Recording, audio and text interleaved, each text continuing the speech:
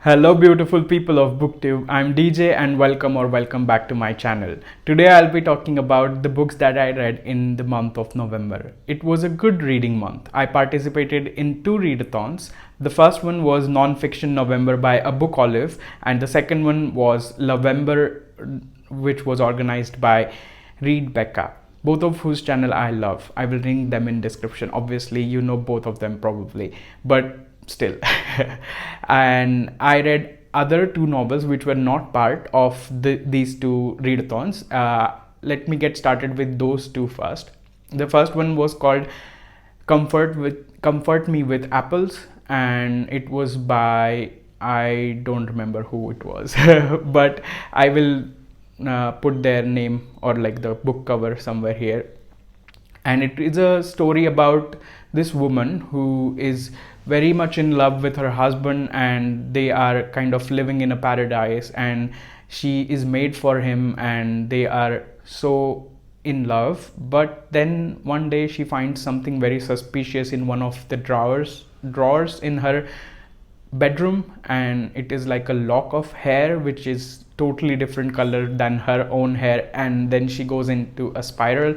And it's a weird book. It's a very weird book, and I, to be honest, did not understand what it was about exactly, other than the sexism and misogyny that was described. And I would say you can read it or miss it. I don't know. I found about it because of a video that was made by Nell from the Book Hunt, and the video was very funny. I'll link her also in the description, and I would suggest you could check out her video. Maybe you will understand this book, but I gave it like 2.75 stars. The next novella, kind of a short book that I read, was Assembly by Natasha Brown. It was very much talked about a few months ago on BookTube, and I was very curious, and it was impactful. I get why people were talking about it so much. And it is again about a woman who is a black British woman, and she feels alienated from the British society. She doesn't feel like people accept her, and people accept her and other people of her skin color or her race. And there are a lot of places where she would expect to find acceptance, but she doesn't, and she's tired of it. And at work or at her boyfriend's parents' house or just on the street, she's always facing casual discrimination, microaggressions, or overt racism, also misogyny and sexism. And it's pretty bleak. It's a bleak picture of the British society. And I think if you live in the UK, then I think it makes more sense for you to read it. But in general also, it is pretty impactful and important novella or novel to read, and I gave it 3.5 stars. The second one was let's talk about the third book, which is the only full book that I read for Non-Fiction November, which I'm kind of sad about because I wanted to read more but I couldn't. But I did read a book called The Problem with My Normal Penis. The name is quite shocking, and then I think I watched like a clip of the author's interview somewhere. The author is called Obioma Uguala. I can't pronounce his name, but he's also a black British person. I think he's of the Nigerian descent, but a second generation person born, or first generation person born in the UK. And he played a role in the musical Hamilton, I think, if I'm not wrong. And he's a famous actor, and he narrates the audiobook himself, and he has really like nice voice. So if you are into audiobooks, then I would recommend you listen to this on audio.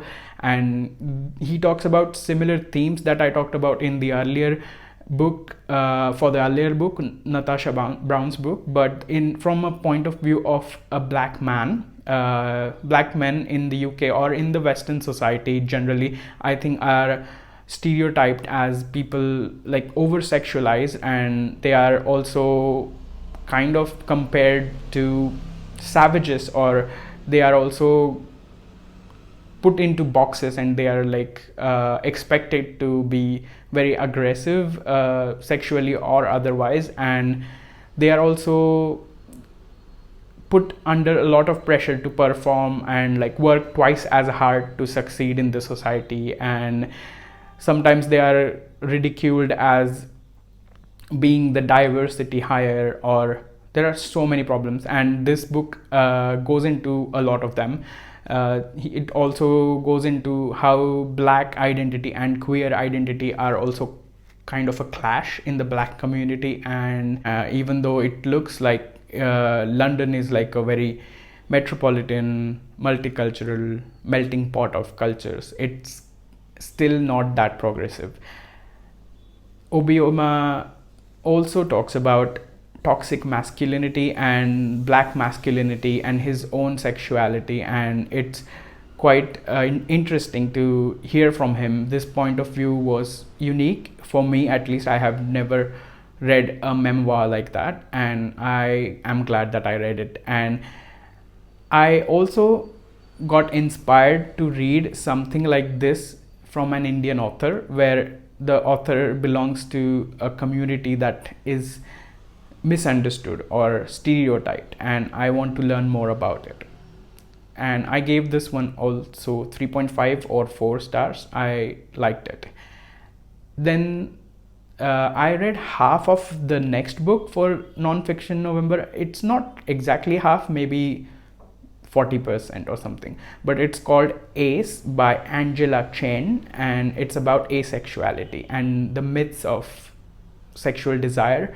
Basically, it's a very eye-opening book so far, at least, that in that it like tells us about what is the difference between the sexual desire and sexual behavior, and different sexualities in on the spectrum of sexualities. And we are also introduced to different things like allosexuality and asexuality and the differences between them, and it's very, very illuminating for me so far, because I also did not know a lot about asexuality before reading this, and I am glad that I'm learning, and I am going to finish it pretty soon, maybe today. But I couldn't finish it in November, and I just wanted to mention it. It's a great book.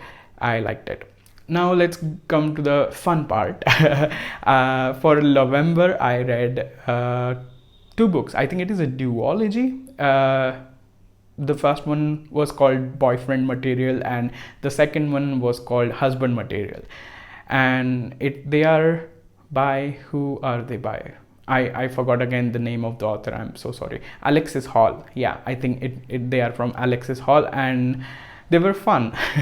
I did not like romance books before, and I still am a little skeptical, but I've made kind of friends with the genre romance. When I was reading these books, it was kind of a very busy, hectic time of my life going on, and they were kind of a respite, and I could put them on and take a walk, or like do chores, or get some meaningless or mundane tasks, not meaningless but mundane tasks out of the way while listening to them. And it made, surprisingly, the tasks more bearable, more enjoyable, and I'm into it. I'm into romance now, like light, fluffy kind of romance. But these books are about 2 main characters. First one is called Luke O'Donnell, and the second one is called Oliver Blackwood. And Luke is a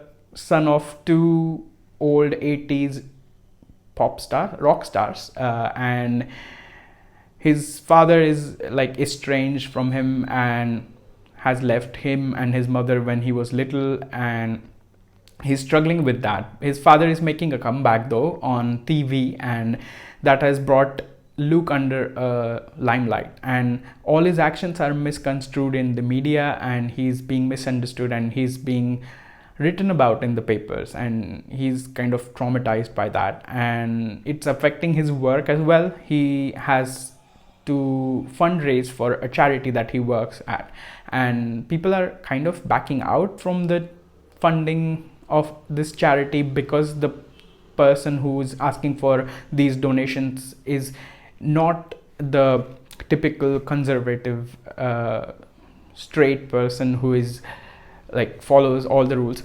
He's misunderstood, of course. He's like, again, stereotyped by the media for being a gay party boy. He's kind of like that. He's a mess. He's been messed up by his father's absence and a lot of other trauma, and he's spiraling. He's partying a lot. He is not able to establish any long-term relationships. He's not paying good attention to himself, no self-care, and a lot of self-hatred. And in that, he has to improve his public image. His boss gives him an ultimatum that you need to get your shit together, otherwise you will be fired. And then with his ridiculous, funny, diverse group of friends, he comes up with an idea that he has to fake date somebody respectable, somebody who is like a part of this posh society in the UK, the so-called posh people. And then he's like put together with this person called Oliver, who is a barrister or a lawyer who defends like some criminals. And he's also misunderstood. Like, people think he's like this scumbag who defends murderers and stuff, but he's not like that. He's very principled. He's a vegetarian for animal rights, and he doesn't like to eat animals. And eventually, over the course of these two books, he turns vegan. So shout out to the vegans. I love that part. But by the way, and he is quite strongly opinionated, and therefore people end up kind of disagreeing with him a lot and leaving him. His relationships have been in the past very short, and he's longing for somebody to be with. And he also wants his parents' approval, and he is quite like jumping through quite a lot of hoops to be the acceptable person to his parents, acceptable son to his parents. And it's their wedding anniversary party that he wants to show up with a date and somebody who looks like they are in a stable relationship. And he also will benefit from this fake arrangement as well as Luke, who wants to improve his own public image. So they get fake together, and then they get real together, then they get married together, or they might get married together in the second book. And it's just a fun, fluffy kind of book, and it was fun. Like, I gave both of them at 3.75 stars. It was fun, and I would pick up another book by Alexis Hall. In fact, I have my eye on another book. It's a historical fiction with the main character being a trans person, and I feel it's very unique. I also found out about these from Read Becca's video of pile of possibilities for her November readathon, and I really want to thank her for that. Overall, it was a fun reading month. I quite enjoyed myself reading all these books and learning from them, and got inspired to make videos again. And I am already into romance, and I have already read in December one more romance book, and I have surprised myself. I've started another one which I have been kind of not enjoying, but like, I'm optimistic, and I am thinking about reading more romance and putting it on when I don't want to think about anything. And let's see how that works out. I will keep you updated. Maybe I will not take 3 months in between this video and my next video, and I will see you soon, I guess. Until then, if you have read any of these books, if you want to recommend me any books based on these books and my thoughts about them, or if you have any other thoughts that you would like to share, please let me know. I love to chat with everybody who comments in the description. I don't know what I'm saying. Comment in the comments. Again, yeah, I think I say this every time. Comment in the comments. Yeah, I'm just going to own it now. Like, just that's what I say. Comment in the comments. I will see you next time, and until then, take care. Bye bye.